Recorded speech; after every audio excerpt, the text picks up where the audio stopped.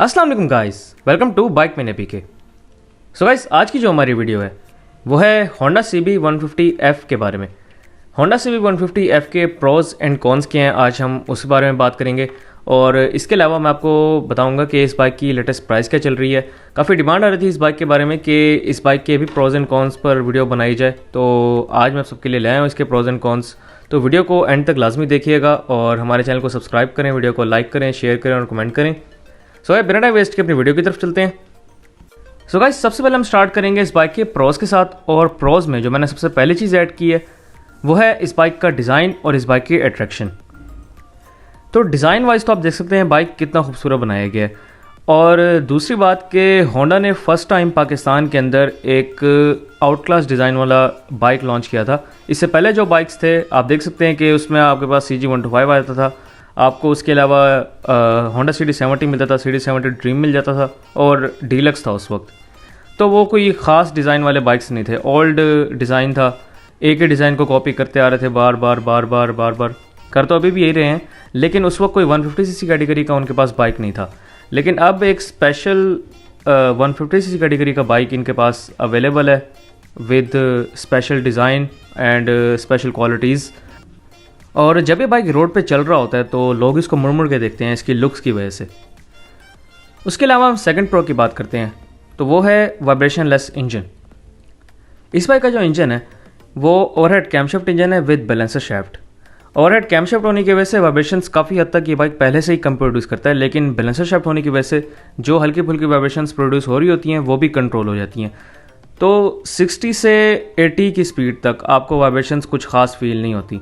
जब आप 80 क्रॉस करते हैं तब आपको कुछ ज़्यादा वाइब्रेशंस फील होती हैं, लेकिन उससे पहले तक बाइक बहुत कंफर्टेबल चल रहा होता है, बिल्कुल वाइब्रेशन लेस फील होता है कि बाइक में वाइब्रेशंस हैं ही नहीं। अब आते हैं थर्ड प्रो की तरफ, तो वो है इस बाइक के अंदर फीचर्स। इस बाइक के अंदर वैसे तो तमाम फीचर्स अवेलेबल हैं, ये बाइक फुल ऑफ फीचर्स है, लेकिन इस बाइक के अंदर एक फीचर की कमी है, वो है इसके अंदर किल स्विच का ना होना।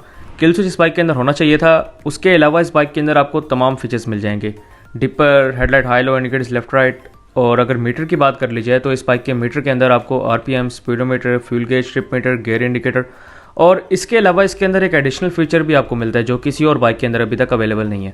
वो है इसके अंदर मैग्नेटिक की विद शटर लॉक सिस्टम। ये जो सिस्टम है इसका फ़ायदा ये है कि ये बेसिकली एक एंटी थेफ्ट सिस्टम है जो होंडा ने अपने बाइक्स के अंदर इंस्टॉल किया है। और इसकी जो वर्किंग है वो बेसिकली ये है कि जब आप बाइक को यूज़ ना कर रहे हो तो इस शटर को क्लोज़ कर दें। वो शटर जब क्लोज़ होगा तो चाबी आप इंसर्ट नहीं कर सकते, जब तक आप उस शटर को ओपन नहीं करेंगे आप चाबी उसके अंदर इंसर्ट नहीं कर सकते।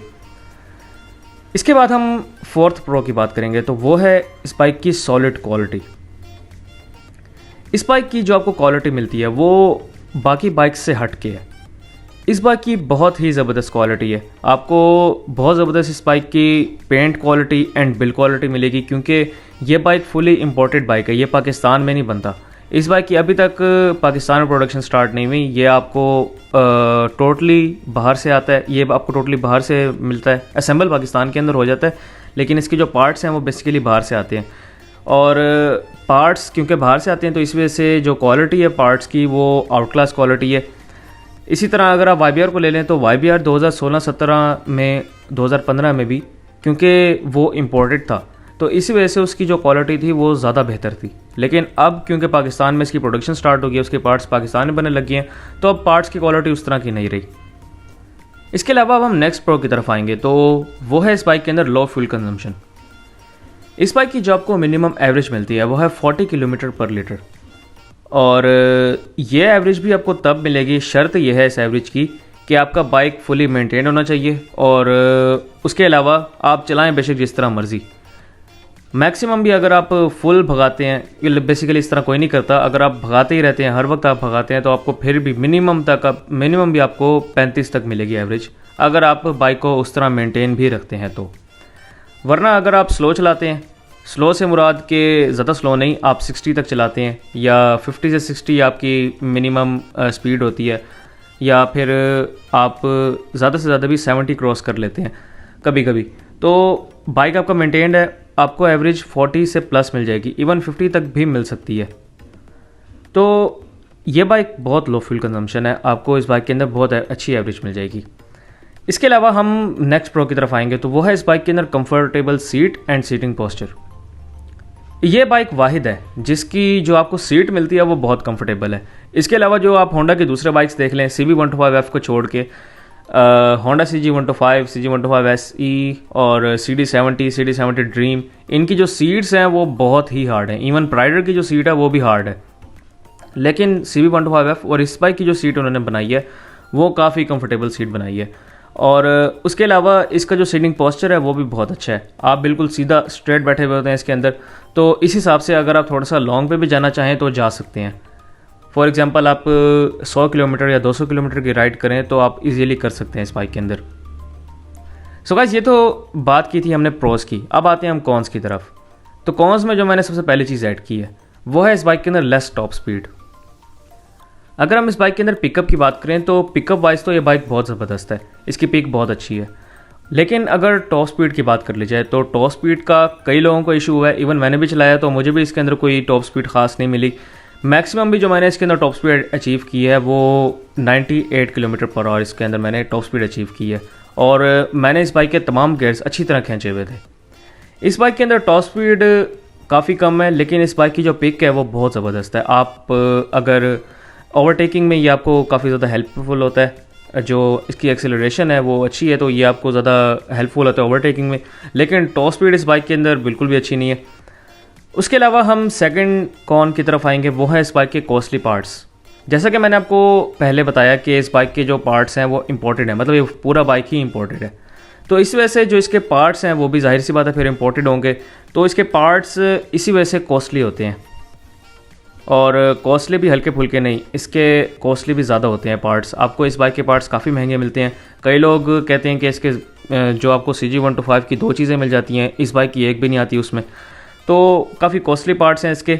जब तक इसकी प्रोडक्शन पाकिस्तान में स्टार्ट नहीं होगी इसके पार्ट्स ऐसे ही कॉस्टली रहेंगे। तीसरी बात हम करते हैं कि तीसरे कॉन की तरफ चलते हैं। तो तीसरा कॉन जो इसके अंदर है वो है इस बाइक के अंदर पार्ट्स की अवेलेबिलिटी ना होना। पार्ट्स तो कॉस्टली हैं लेकिन उनकी अवेलेबिलिटी का भी इशू है।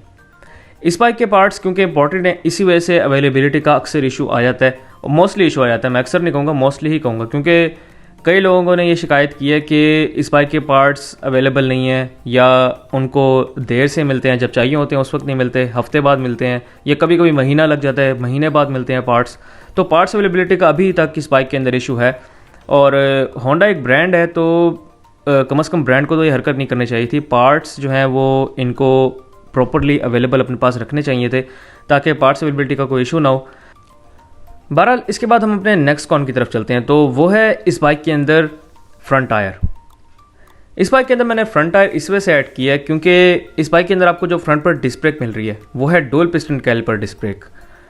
तो डिस्क ब्रेक के साथ जो आपको टायर मिल रहा है वो उसकी जो ग्रिप है वो CD70 वाली ग्रिप है, CD70 के टायर वाली ग्रिप है।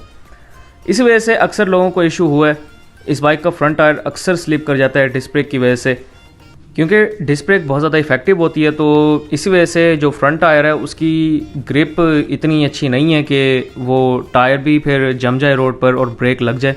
अक्सर टायर स्लिप कर जाता है, और अगर नीचे रेत हो तो आप वाकई स्लिप होंगे। तो मेरा कहना तो होंडा से यही है कि इस बाइक का जो फ्रंट टायर है उसको लाजमी चेंज किया जाए, क्योंकि ये काफ़ी ख़तरनाक इशू है।